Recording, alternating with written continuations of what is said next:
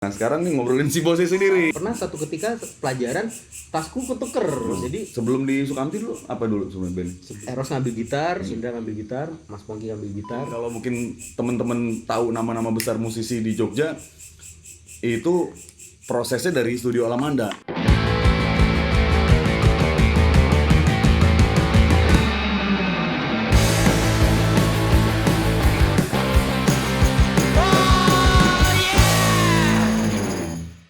Ya, kita berjumpa di program Bincang-Bincang Roket bersama teman-teman terdekat kita sendiri. Dan untuk episode pertama langsung kita hadirkan Dori Sukamti.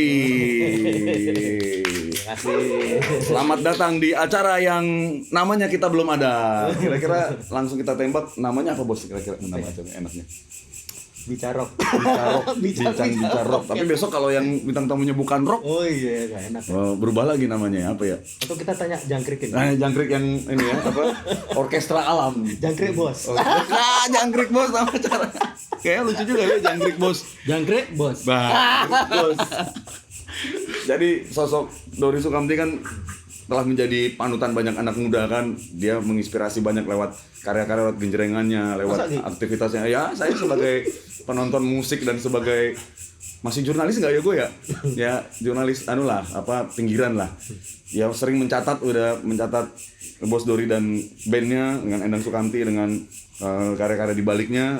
Udah hampir 10 tahun inilah bersinggungan dengan si Bos nih. Tapi ngobrol juga udah sering ya Bos. Maksudnya kita pernah punya program juga dulu di Radio Sukamti, Gelora dan Irama. Nah itu biasanya kan kita ngobrolin orang ya.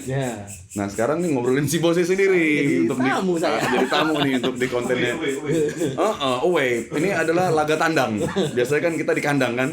Nah jadi sebenarnya ini mau ngupas banyak hal sama Bos Dori nih, tapi kirain mau ngupas kacang. nah sambil lihat Boleh kacangnya, rokoknya juga boleh nih kacang. Funky banget kayak Funky. turntable-mu ini. Suasananya memang Ada piringan-piringan. bukan rada-rada ya, kita membumi karena kita berada di lingkungan kabupaten. Oke. Kita sekarang berada di Kabupaten Sleman, ujung di kaki Gunung Merapi. Jadi artistiknya juga ya. Oke. Ini Ya. kayak lagi majelis nih ya. Iya. Tahlilan rock and roll. Jadi gini bos. Ya. Ini sibuk apa aja sekarang nih selain ngeband? Ya kebanyakan project-project musikal sih akhir-akhir ini. Selain sama Endang Sukamti ya? Ya, nanti mau kita obrolin sekarang apa nanti Ya, aja mendingan? nanti aja yang Ya. itu. Ini ngobrolin, kalau gue sih sebenarnya mau ngomongin tentang kelucuan awal dulu katanya pas pas ditawarin Sukamti ngegitar sempet salah orang katanya karena kembar tuh. Iya. Nah, itu gimana cerita-cerita punya saudara kembar tuh gimana? Ngomongin ini dulu masa cilik sama kembar gimana? Pas lahir kembar itu gimana sih rasanya jadi anak kembar? Masa kecil saya itu kecil gitu. Ya kalau gede masa gede. Ya.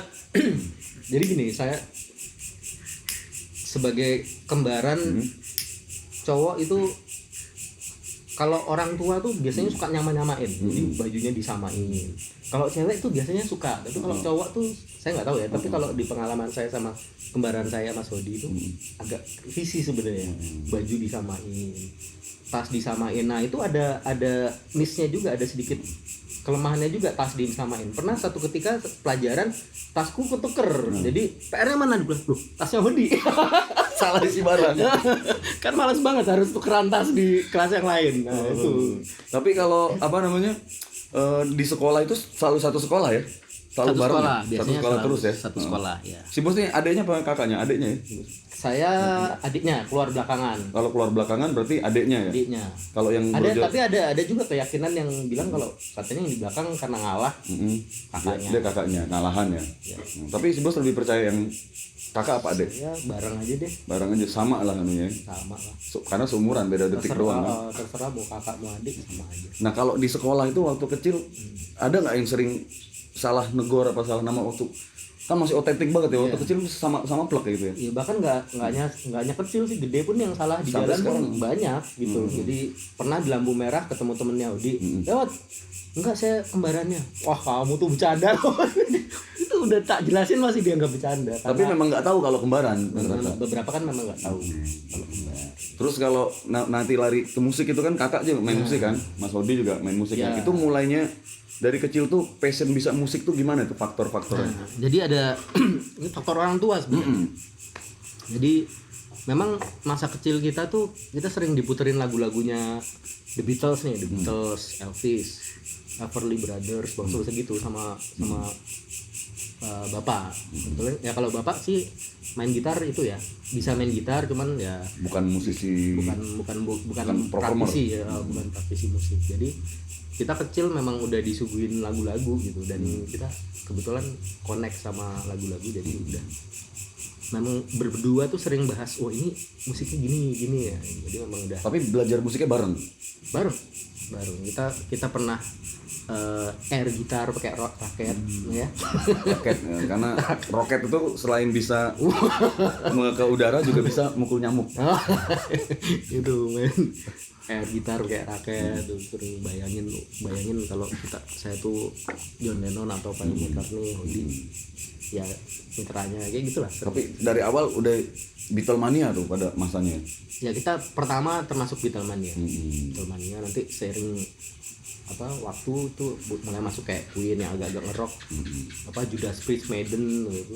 Itu SD udah begitu tuh, udah dari Beatles itu ya. Iya. Kalau pilihan instrumen dulu langsung ke gitar. Dua-duanya gitar, emang dua-duanya main gitar ya. Iya. Tapi nggak pernah berebutan gitar apa? Apa maksudnya equipment itu langsung dibeliin satu-satu dulu karena kembar kan mesti? Enggak, dulu dibeliin sama ibu cuma satu. Nah, terus ya bagi-bagi ya. nggak berebutan ya. Enggak, bagi-bagi. Kalau selek biasanya masalah apa tuh sama kembaran? Ya mainan sih kalau anak kecil ya, rebutan mainan. Tapi kalau gitar nggak pernah rebutan ya. Malah nggak pernah ya. Nggak pernah. Saling mensupport ya kalau gitar ya. Iya. Terus udah gitu mulai ngeband nih ceritanya nih, kan punya band masing-masing ya. Iya. Dulu pernah nggak sih satu band sama Mas Pernah dulu satu band. apa itu? Ngeluar garap apa gitu? Anu lah, band standar band perpisahan. Cuman pales kemesraan. Ya, nggak salah buku ini aku pinjam. Oh. Gitu lah. Itu di sekolah, masih sekolah ya? Masih sekolah. Jadi memang kalau awal tuh nggak kepikiran untuk punya band yang sendiri-sendiri, jadi serumah dan biasanya latihan band tuh di rumah kita. Jadi misalnya teman-teman band tuh datangnya ke rumah kita. Di rumah itu ya ada studio Alamanda itu yang juga nanti kita mau cerita itu. Oh, belum? Ada. Di rumah Aku masa kecil di Bandung. Oh, di Bandung. Di Bandung terus sempet habis itu pindah ke Jambi. Jadi di rumah cuma seadanya instrumen. Pindah-pindah kota gitu baru sebelum di Jogja ya. Lahir tapi di Jogja. Lahir di Jakarta gua. Gua anak Jakarta. Numpang doang. Tanjung Priuk. Utara, North Boy. Dekat Liverpool ya, pelabuhan. Nah, ya. Terus kalau balik lagi nih udah mulai ngeband. Ya. Terus genre kan masih sama sampai akhirnya punya band yang genrenya beda kan, Mas Odi dulu di Neto ya. Iya. Bandnya kan band pop lah saya bilang. Terus si Bos bikin band yang musik cepat lah, musik punk, musik apa segala. Nah itu mulai ada pergeserannya, perbedaan itu dari mana tuh Bos mulai? Sebenarnya ada pengaruh sama tren juga sih. Oh itu ya. Tren genre. Jadi Odi itu kan mulainya lebih awal. Jadi dia tuh di era-era alternatif. 90-an ya. Alternatif sama ya pop gitu dia. Kayaknya influence-nya bangsa Hubasteng gitu lah. Waktu ketika dia membentuk band gitu. Nah, aku kan telat dulu anak kuliahan banget aku masih kampus ya. malah dulu Jurusannya rencana nggak pengen ngeband dulu. Jurusan arsitek. wih, arsitek di UGM. UGM. Lulus. Kagak. Tapi kepake ilmunya kepake. Enggak tuh. Sama sekali kan. Udah lupa aja. Jadi paling cuman kalau lihat bangunan, oh ini bangunannya bagus. Tetap ada tes ya kan. Ini bangunannya bagus, ini bangunannya horor nih. Nggak masuk arsitek lu iya ceritanya bisa milih-milihnya arsitek. Gimana apa ya? Karena mungkin masih ada unsur seninya ya.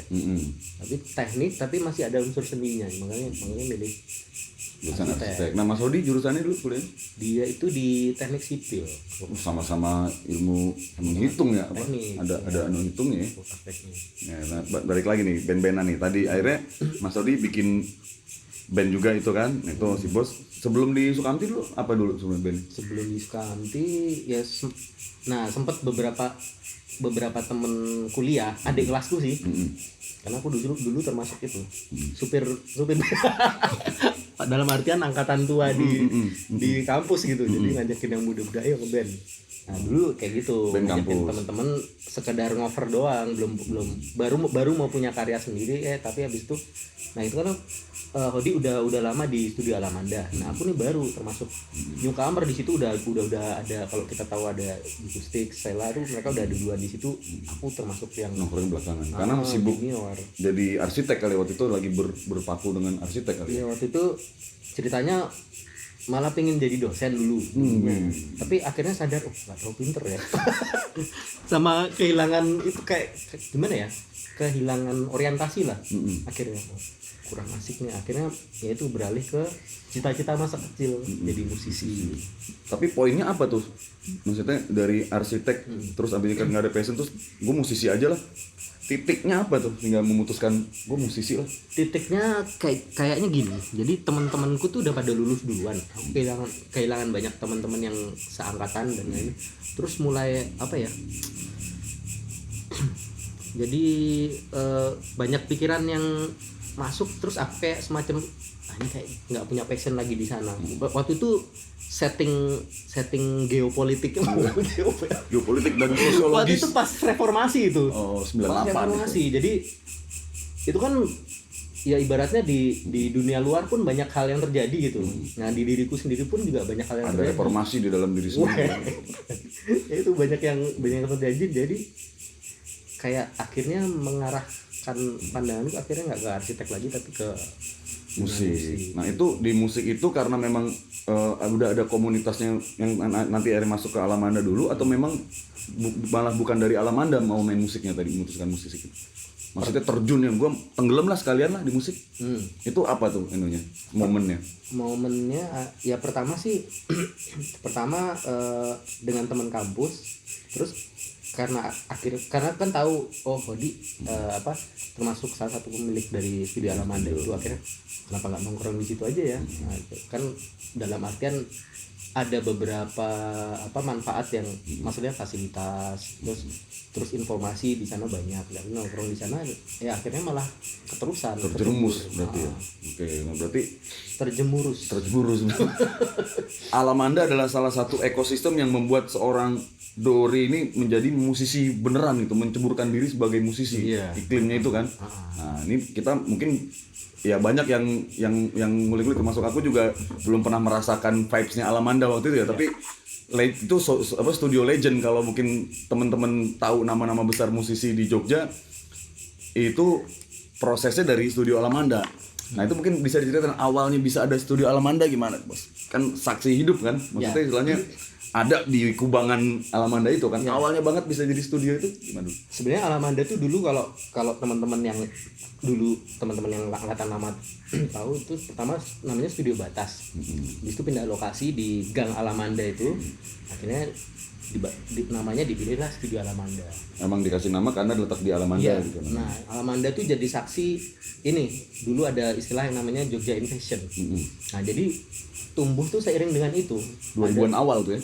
90 akhir 2000 awal. 90-an akhir. Oke. 90-an akhir. Nah, jadi kita tumbuh bareng dengan itu. Akhirnya teman-teman pada ngumpul di sana dan jadi satu komunitas yang apa ya? Bisa dibilang udah kayak brotherhood gitu. Kita kalau di sana itu malah apa ya? Nggak terlalu serius ngobrolin musik. Ya dalam artian nyantai tapi ya maju bareng lah istilahnya. Cuman justru yang perekatnya itu ada karena nongkrongnya itu gitu. Guyup lah istilah di Jogja ini ya. Nah waktu pertama nongkrong dan menceburkan diri waktu itu, siapa aja nama-nama yang saat itu udah ngetop dan yang kemudian ngetop, yang udah ada itu? Yang jelas ya udah ada Akustik sama Sela tuh udah ada. Seven sama Akustik memang mereka latihan di situ ya? Ya sering latihan di situ. Nah, jadi studio Alamanda tuh studio rental pada umumnya kan? Rental pada umumnya. Terus anak-anak band pada latihan di situ. Rental head. Nah, itu mereka memang latihan rutin di situ, yang akhirnya banyak lah musisi yang juga latihan di situ. Terus mereka apa namanya ya jadi satu komunitas, jadi skena baru kan di Iya. situ kan. Karena di situ kan ada tempat nongkrongnya, ada Kafetaria, ada kantin roti ya. bakarnya, kantin, dan memang apa ya, musisi kan biasanya hobi nongkrong gitu, jadi akhirnya kebentuk sendiri itu komunitasnya. Banyakan nongkrongnya daripada latihannya ya. Kadang gitu. Jadwalnya kayak Roket latihan 2 jam, 1,5 jam nongkrong, masuk studio setengah jam. Ibaratnya band kayak kebanyakan rapatnya daripada Nah, waktu itu yang proses pertama mengikuti berkarir sebagai musisi, bisa dibilang musisi profesional yang Jogja Invasion tadi kan. Itu gini, ngomong Jogja Invasion dulu. Ya. Perangkat-perangkat apa sih yang bisa dibilang itu sebagai Jogja Invasion, dan Jogja Invasion itu apa aja dampaknya terhadap musik di Indonesia dan musisi lokal di Jogja? Oh, ya ada wartawan nih gua. Ya, Jogja Invasion itu dulu ada banyak band kan yang akhirnya media-media meliput, media-media arus utama, media-media di pusat juga. Aku dulu jadi anak Jakarta dulu. Ya ngelihat majalah, baca apa itu ya ngomongin Jikustik, ada Ceylon Seven, ada band-band dari Jogja lah. Nah itu gimana tuh anunya? ya ibaratnya Movementnya. sebenarnya gini, jadi karena biasanya kan dulu kan skena musik kan cuman didominasi oleh ya kalau nggak Jakarta, Bandung, Jogja. Dulu sih memang ada zamannya apa namanya tuh, teror, yang lagunya teror tuh ada band Jogja, band rock dulu. Nah itu sebenarnya yang Judas Priest itu. yang Judas Priestan itu. Bapak Balen itu. Nggak lupa. Biasanya ya itu termasuk yang awal tuh sebenarnya. Cuman yang gelombang kedua nih kan penobraknya tuh Roland Band. Roland. Roland Band. Di era Roland udah ada sebenarnya. Terus yang membuka jalan lagi itu kan sebenarnya bangsanya Sheila on Seven, Jikustik. Nah itu akhirnya karena udah satu kebuka jalannya, nah ini yang di belakangnya nih ibaratnya siap untuk menyusul. Lokomotifnya nih. udah ada ya, Iya. udah membuka relnya itu lah, disiapkan rel ya. Karena orang kan akhirnya aware kan, oh Jogja ternyata ada beberapa talent juga di sana gitu. Nah, terus itu tadi itu dari anu Jogjanya ya. Dampaknya akhirnya dari Alamanda itu banyak lah musisi-musisi yang hadir, nanti kita kupas satu-satu musisinya itu. Nah, maksudnya dampak di nasionalnya gitu loh, Bos. Maksudnya saat itu iklim musik di Indonesia lagi bagaimana nih sepengamatan Bung Dori ya. Terus dari Jogja nih warna apa yang ditawarkan sehingga dia bisa dibilang ini anak-anak Jogja nih. Kalau Jogja sih dari segi genre cukup beragam sebenarnya. Tapi mungkin yang membedakan tuh attitude-nya kali ya. Attitude musik Jogja tuh pokoknya khas lah. Itu mungkin yang bisa punya warna tersendiri gitu. Kalau Mambunya beda nih. pokoknya karakternya beda lah kalau musisi Jogjanya. Dan itu mungkin yang sesuatu yang baru mungkin untuk permusikan nasional. Saat itu ya. Kalau misalnya kita kupas mungkin dari satu nama Ceylon Seven aja, dia kan kayak yang merombak dulu zaman 90 pertengahan kan musik pop dan musik rock di Indonesia kan modelnya ya skill rocknya juga rock yang masih rock masih ada rada rock metal lah, rock gondrong lah istilahnya kan. Terus apa yang musik popnya juga dominasi juga lain, masih dulu mungkin sepengalaman tuh ya Kahitna, Java Jive mungkin ya gitu. Tiba-tiba Sheila nih baru gitu dia dan dia menurutku ada di wilayah alternatif rock nggak sih musik itu kayak gitu. Ya kalau masalah genre Seperti itunya lah, maksudnya kayak musik alternatif di luar sana gitu yang mereka tawarkan. Ya kalau masalah genre aku kurang tahu ya, cuman komposisinya jadi memang hadir dengan komposisi. Sheila itu titik kuatnya di komposisi kan. Jadi sebenarnya musiknya cukup nggak terlalu kompleks dalam artian musik yang sederhana tapi kuat gitu dari segi komposisi dan gampang banget diterima. Itu Sheila sama Jikustik tuh barengan ya. Duluan Sheila terus habis itu Jikustik. Nah itu tadi Sheila udah kita bahas tuh sedikit komposisinya dan lain-lain. Nah kalau Jikustik itu di mana di waktu itu powernya bisa nih? Kalau aku sih dari apa ya lagu-lagunya song-song itu ya sangat kuat ya, terekam lagu-lagu Jikustik di album awalnya terutama itu menurutku. Nah menurut si Bos yang ada di proses kreatifnya itu mereka gimana nih ngomongin Jikustik? Ya Jikustik ya mereka kan punya songwriter yang handal juga, musiknya pun ya serius, digarap dengan serius, dan hasilnya ya sesuatu yang serius pasti akan ada dengan sendirinya ada apresiasinya. Khusus untuk memang ini ini beda nih di waktu mereka muncul kan di era yang itu ya. Nah, kita ngomongin ini nih gerbong-gerbong ini. Nah, saat udah gitu Sheila mungkin di sampingnya rada belakang dikit, maksudnya itu dalam artian kemunculannya ya eranya Jogustik. Nah, habis itu nama-nama apa aja nih bos yang turut andil di Jogja Invasion itu? Ya. Ini kita agak serius ya kali ini. Wartawan. Biasanya ngobrol ngalor ngidul. Nah, ini kan ngalor ngidul juga, tapi kan ya cerita ke teman-teman nih sejarah yang perlu dicatat, yang perlu direkam. Nah, setelah jadi itu ibaratnya kan itu sebenarnya masih di ranah mainstream musik ya. Iya. Nah, habis itu tuh mulai masuk ke musik-musik non mainstream, kalau indie lah. gitu. Tapi ketika itu juga ada dikotomi indie major itu. Ya. Nah, jadi ada beberapa band setelah Sheila dan Jogustik kayak semacam itu hampir barengan semua. Ada Seventeen, ada The Rain, Mondays, New Days, Endang Skanti, Segidok, itu banyak banget kan. Ada Stereovilla, itu hampir barengan semuanya ngeluarin album dan genre yang berbeda ya, dengan range genre yang sangat luas. Dan itu masih bisa kita bilang itu untuk skena musik Jogja, tapi di wilayah Alamanda dan irisannya lah, maksudnya yang tadi namanya itu memang ada di situ. Kalau di skena yang berbeda kan juga ada band-band lain juga di Jogja saat itu ya, band-band alternatif, band-band kayak ya Sik udah ada, mungkin Teknosit, Bagaikan pasti gitu ya.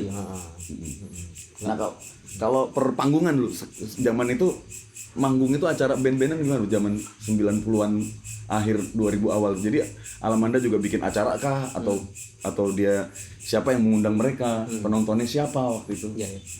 Sebenarnya yang terekam banget tuh adalah ya itu tadi yang aku bilang dikotomi indie major gitu. Jadi ada suatu periode di mana yang musisi-musisi yang di major label ini harus kena semacam penghakiman massa, kayak dilemparin di panggung. Itu zamannya dikotomi indie sama major itu. Di Jogja itu semuanya kena. Sukamti pernah kena. Segidok saya kurang tahu. Sheila kayaknya pernah kena juga. Sheila pernah saya dengar ceritanya itu. Mungkin menyesal kali itu orang-orang yang waktu itu mau. Tapi itu jadi semacam apa ya? Malah justru jadi semacam batu loncatan buat kita ngelatih mentalitas manggung gitu.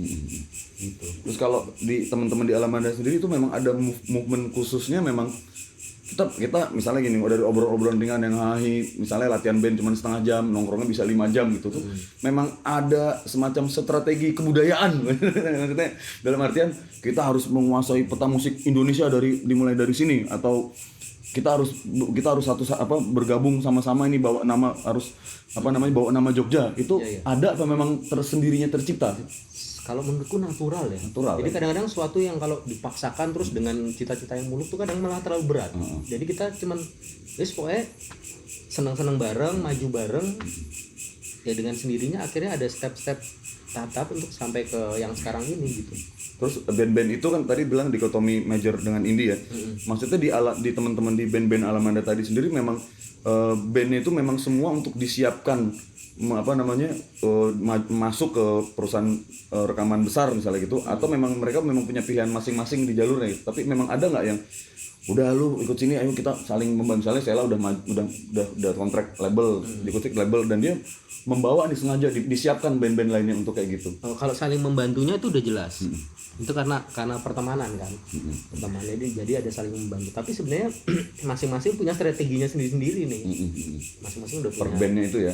Per bandnya udah punya strateginya sendiri-sendiri, dan itu ya sama-sama enjoy aja gitu. Nggak ada yang ibaratnya menentukan harus kayak gini, harus gimana gitu. Jadi tetap ngongkrong aja seperti biasa. Soalnya nggak ada ketuanya gitu yang didengerin gitu siapa gitu. Apa ada Mas Panani Pak sesepuh ini. Menurut koran tertua di Jogja kan katanya Panani sesepuhnya Alamanda, itu tertulis di situ kan. Kalau Panani itu penasehat spiritual.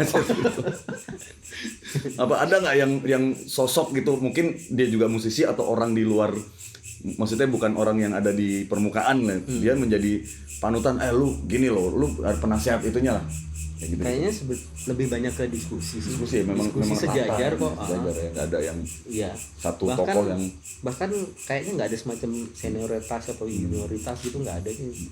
Sekelas Sela ataupun Jibis pun ya biasa aja nongkrong teman gitu, diskusi ngobrol. Enaknya saling justru di berbagi situ. ya. Jadi kita tuh nggak pernah apa ya yang menganggap wah ini siapa gitu, enggak. Ketika di Alamanda semuanya tuh temen sama aja gitu. Nah terus Alamanda seiring berjalan kan udah pada sibuk masing-masing. Nah ini mulai rada-rada pertemuannya mulai merenggang kan. Sela udah jam terbangnya pada Sukamti juga punya jalurnya sendiri, Jikustik jalur sendiri, Seventeen dan lain-lain, The Rain gitu punya jalur sendiri. Itu mulai perasa kalau udah mulai jarang ketemu itu mulai titik apa itu? Kalau sebelumnya ketika studio Alamanda masih ada, kita pasti ketemu, pasti sering ketemu. Walaupun misalnya band A lagi keluar kota, kembalinya nongkrong lagi. Band B lagi keluar kota, nongkrong lagi. Nah, yang ketika kita jarang ketemu adalah ketika Alamanda bubar. Kalau nggak salah, circa 2008 kali ya. 2008 itu udah mulai Desember itu bubar. Memutuskan bubar ya. Alamanda enggak, studio Alamandanya itu bubar karena memang kontrakannya. Nah ini aku sendiri pernah diceritain sama si bos dulu, pernah bikin makalah lah ceritanya tentang musik Jogja gitu. Wawancara tentang ini Alamanda. Mungkin bisa diceritain lagi titik di end of Alamanda itu loh, bisa di end itu. Ya. Kok bisa kan musisinya udah sukses semua? Kok bisa dia membubarkan diri? Itu masalah kontrakan, kayak anak kos aja. Ya sebenarnya gimana ya? Itu kan kontrakan yang ibaratnya dari pemasukannya tuh dari studio gitu. Sedangkan itu tuh gede lahannya gede dan biaya operasionalnya nggak sedikit. Nah itu yang nggak nutup biaya kontrakannya juga. Dan akhirnya Desember 2008 kalau nggak salah, itu udah sampai ke titik wah ini kayaknya udah nggak bisa diperpanjang lagi. Udah. Nah itu nangis-nangisan lah. Ada sedih-sedihan di situ ya. Sedih-sedihan. Kalau si bos sendiri sebagai bisa dibilang orang dalam Alamanda kan, maksudnya orang dalam si studionya itu lah, tahu dapurnya lah, apa segala macam kan. Sering tidur di sana tuh. Prosesnya juga di situ, Endang Sukamti juga di situ juga kan prosesnya. Ketemu sama makhluk-makhluk itu tuh ajaib ya. Ketemu model manusia model Rinto juga di situ juga katanya. Iya. Nah, itu titik setelah udah bubar gitu sempat bikin acara kan, bikin event atau ya.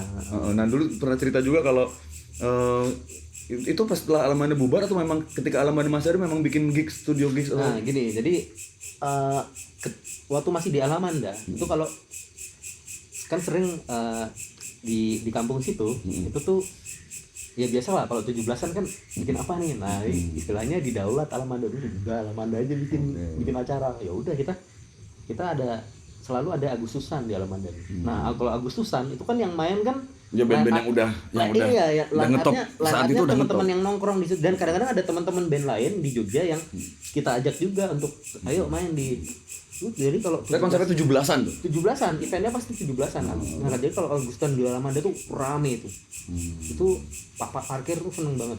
Karena pemasukan untuk parkir tuh pemasukan. Jadi biasanya ibaratnya itu kan event yang spontanitas, event spontanitas, ya, tapi event kelurahan lah saya bilang ya. Tapi hasilnya itu sekelas IO. Tapi nggak ada IO profesional yang membuat itu ya? cuma dari kita untuk kita, ibaratnya kalau untuk Alamanda tuh sih proyek seneng-seneng. Ini masih banyak yang juga belum tahu nih secara geografis Alamanda itu letaknya di mana sih? Di Gejayan. Jalan Alamanda. Alamanda memanggil udah mungkin ada yang tahu Mas Kobis di Gardu di situ. Sekarang menjadi rumah makan Mas Kobis itu sekarang. Mas Kobis tuh sekarang pindah ke utaranya. Dulu di sebelahnya Alamanda tuh ada Gardu Ronda. Nah, sebelah Gardu Ronda tuh ada penyataan Mas Kobis itu. Sekarang masih ada Mas Kobis itu. Mas Kobis masih ada, agak pindah sedikit ke utara. Terus kalau bikin acara berarti panggungnya tuh modelnya gimana? Terus keramaian orangnya apa itu nggak no tiketing, maksudnya bukan acara nyari keuntungan kan? Nggak ada tiket. Yang ditiketin parkirnya. Dan itu juga bukan masuk ke Alamanda juga. Bukan masuk ke Alamanda. Bangkrut. Masuk ke lokal, penduduk lokal. Tapi itu bagian dari mengembalikan ini apa Ya, kepada itu rezekinya lokal ya, lokal youth ya. rezekinya masyarakat. Terus juga dengar-dengar juga kan memang nggak diiklanin nggak ada apa, tapi Nggak pernah. pemuda lokal sendiri yang bikin apa namanya pelang Ceylon Seven main ini main. Itu tukang parkirnya bikin. Memang bikin itu ya, oh Ceylon Seven main di sini gitu ya. Dan langsung mengundang banyak orang ya. Iya, dengan sendirinya nggak tahu tuh pada datang sih. Tapi Karena itu kan belum ada medsos tuh. Bisa datangnya waktu itu gimana bikin mungkin poster ada kan? orang lewat karena di sebelahnya kan Jalan Gejayan kan cukup rame ya. Heeh. Oh, ada apa nih? Heeh. Gitu. Jadi kayaknya dari situ atau mungkin dari mulut ke mulut gitu ya. Ya belum ada di IG, di Twitter Belum kan. ada, Hari ini main sini nih Alamanda Gigs, udah Alamander gitu namanya. Nah, ini soal The Alamander nih, itu nanti kita simpen dulu. Itu kan akhirnya udahlah bubar jalan dah Alamanda gitu.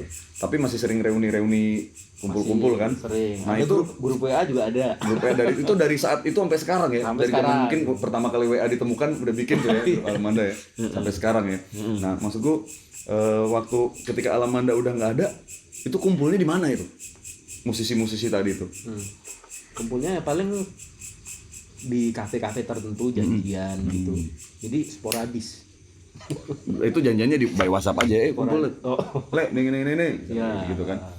Nah, setelah bubar jalan, dalam artian studionya habis, riwayatnya udah selesai lah sejarahnya di tahun sekitar 2008 bulan Desember itu kan. Jadi kita nggak punya tempat nongkrong yang tetap.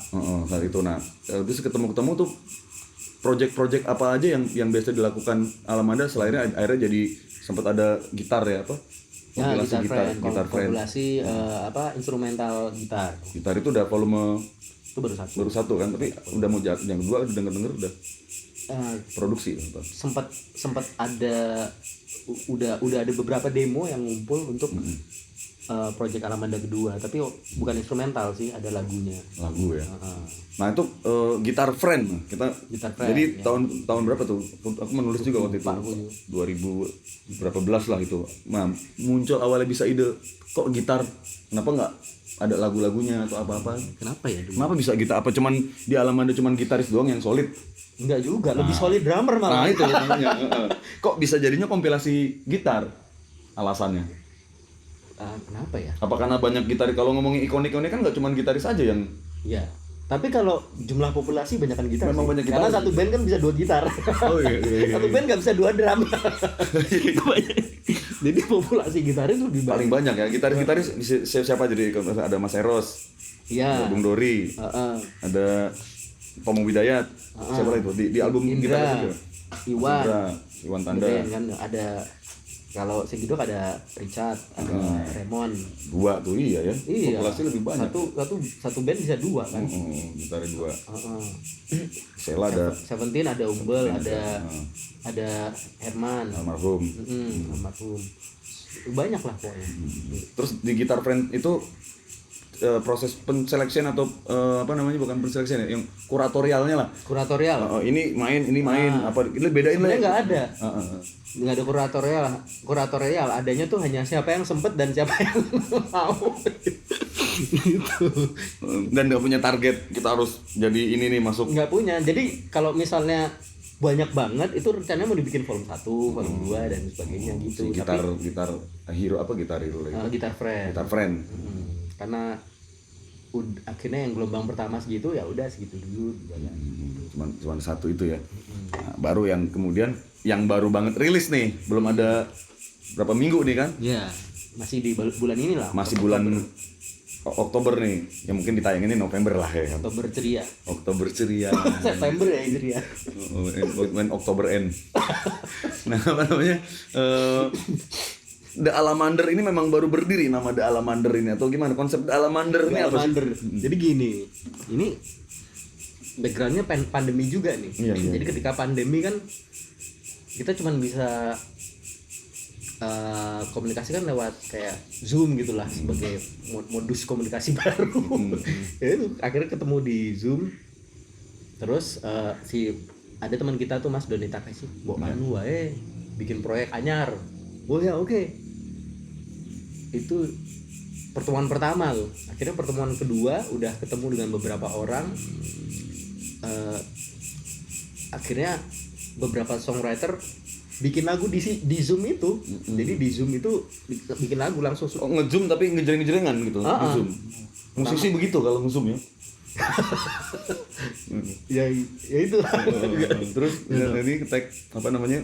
Ngobrolin lagu langsung prakteknya di Zoom itu. Ngobrolin lagu terus Eros ngambil gitar, Indra ngambil gitar, Mas Pongki ngambil gitar, saya ngambil panci, lapar soalnya. Ngerebus mie. Masak mie. Akhirnya ya itu tercipta lagu dan kita sepakat Pak Fanani yang bikin liriknya. Sesepuh itu tadi ya, guru spiritual ya. Oh ya, pemimpin. Dengan tweet-tweet ajaibnya itu yang jadi quote. Ya. Dengan quote apa Pak Fanani quote-nya itu. Itu bisa dia bikinnya apa dia menawarkan atau wes kowe wae lah bagian lirik Kita paksa. dan gak berkutik. Nah, proses lagu itu apa judulnya? Alasan bertemu. Alasan ya. Bertemu. Nah, itu kenapa lagu itu yang akhirnya apa memang cuma dari satu lagu itu dulu atau memang udah banyak lagu itu yang dipilih? Enggak, karena sebenarnya karena yang tercetus itu. Jadi berawal dari itu tadi, backgroundnya pandemi, terus ada Zoom, terus temanya kan sebenarnya ada hubungannya dengan situ. Tapi cuman kita nggak mau ngangkat pandeminya, kita lebih ngangkat ke sisi lainnya. Iya. Apa perkawanan kita tetap harus bertemu lah segala macam. Nah terus kan musisinya banyak tuh bos ya, dan kelas kakap semua lah. Mas Pongki yang kita tadi sebutin lah, ada Mas Eros, ada Dori, ada Mas Iwan dan lain-lain lah, ada banyak, ada Tomo juga di situ. Itu debat nggak sih bikin lagunya? Maksudnya apa saling mengalah? Biasa kalau manut aku apa memang nggak ini itu prosesnya gimana tuh? Kepala nggak ketemu langsung, maksudnya ketemunya virtual kan? Jadi kalau di Alamanda itu proses kreatif proses nego-negonya tuh udah terasa di grup WA. Jadi jarang banget ada debat kusir tuh jarang. Nggak ada. Jadi, ya. semua negosiasi itu cepat prosesnya. Terus ngene wae, siap. Nggak ada yang 2 kepala atau 3 kepala berargumen, ini aja klipnya. Biasanya ada akhirnya ada yang menengahi dan mencari solusi Meskipun ada tipis-tipis lah perbedaan pendapat misalnya gitu, tapi itu kan cepat lah maksudnya. Tapi jalan tengahnya mesti cepat ketemu. Iya, jalan tengahnya cepat ketemu karena memang kita udah terlatih lama untuk dialog, diskusi sama, karena memang pertemanannya kan nyantai gitu. Nggak ada ekspektasi apa-apa lah maksudnya. Apalagi proyeknya memang nggak ada ekspektasi apa-apa. Terus itu kan lagu jadi satu part kan, itu memang kalau itu tadi lirik diserahkan pada Bung Fanani. Nah secara aransemen musik ini memang dibagi, itu kan tadi udah bagi-bagi kan dibuatnya, atau ngambil milih, aku leadnya megang, aku intronya, itu siapa aja tuh yang berperan di bagan lagu Alasan Bertemu? Kalau untuk songwriting sih ada Eros, saya, terus Mas Pongki sama Indra. Nah untuk diproduksi aransemennya nih, nah itu kepalanya Tomo. Nah tapi tetap dinobatkan tuh ya. Pokoknya aransemen dan produksi musik Tomo. Tapi juga sebenarnya untuk yang aransemen musikal tuh juga disumbang bareng-bareng gitu. Enggak, pasti. Nah itu lebih banyak lagi kepalanya yang ada di situ. Tapi ya cepet kok prosesnya. Berarti di dalamnya ada berapa gitar tuh? Ngeliat ada total. Gitar banyak kok. Ada si Gary, ada Surya, ada Tama, ada Mas Bay, Mandis, Tomo sendiri, Eros. Mas Pongki main gitar nggak di situ? Enggak deh. Nyanyi dong. Nah, terus bagian part vokalnya vokal hampir semua nyanyi. Jadi ada beberapa vokal utama, tapi sebenarnya nanti ada choir bareng-bareng, choir bareng-bareng tuh ada. Nah setelah Alasan Bertemu, kan udah tahu nih Alasan Bertemu karena apa? Karena kelanjutannya apa di buntut proyek The Alamander ini? Mungkin abis udah ada bulan itu kan udah launching video klipnya, udah launching di digital juga ya. Jangan lupa nih mampir di The Alamander, klik di sini apa di sini? Bebas ya. Nah, klik The Alamander di sini. Nah, itu setelah lagu Alasan Bertemu, apa lagi yang akan dibuat si Alamander nih? Nah, yang jelas obrolan di Zoom. Yang jelas sih kalau dari obrolan di grup tuh udah sebenarnya udah sepakat untuk akan ada susulannya gitu. Cuman masih belum tahu, udah biarin aja. Berarti masih satu sampai sekarang nih. Sampai sekarang masih satu, biarin ngalir aja. Nanti pasti ada apa lagi gitu. Jalan lagi lah itu, nothing tulus lah pokoknya bikinnya. Nggak usah direncanakan matang-matang lah. Udah, biasanya juga spontanitas gitu malah jadi. Nah itu dalam Marmosita itu The Alamander sebagai musisi, mungkin teman-teman yang lain aku merasakan juga hampir sama kali ya sama emosinya gitu lah. Nah buat seorang Bung Dori sendiri di Alamander itu proyek relaksasi kah, atau memang proyek nostalgia teman-teman, atau memang proyek hilang dari keruwetan, atau memang ada nggak sih dari Alamander ini punya memang proyek-proyek yang akhirnya bisa dijalani serius gitu? Subjektif nih. Subjektif ya. Sebenarnya Menganggap ini apa ini proyek? kalau saya tuh meskipun santai tapi selalu serius. Jadi Sorsan. sanser Santai serius. kebalik. Sanser alah. Jadi itu kalau backgroundnya sih, kalau untuk proyek Alamanders tuh sebenarnya karena itu termasuk salah satu komunitas yang aku seneng gitu. Karena apa ya, Vibes-nya udah apa? Iya. komunitas yang tanpa pretensi gitu, enak. Jadi karena kesukaan itu aku pun punya apa ya, dengan senang hati akan menyumbang gitu, punya apa yang aku bisa tuh tak sumbangin gitu. Jadi lebih ke situ sih. Jadi butuh proses songwriting, ayo siap. Dan kebetulan aku juga suka di proses songwriting, akhirnya ya udah Jadi lah tuh di Alamander ya. Tapi itu kalau aku sebagai penikmat musik sih kayaknya ditunggu lagi sih karya The Alamander. Percuma udah bikin akun Instagram isinya cuma satu lagu. Ya mas ya. Buat saya sebenarnya lebih ke merayakan pertemanan sih. Pertemanan Festival pertemanan.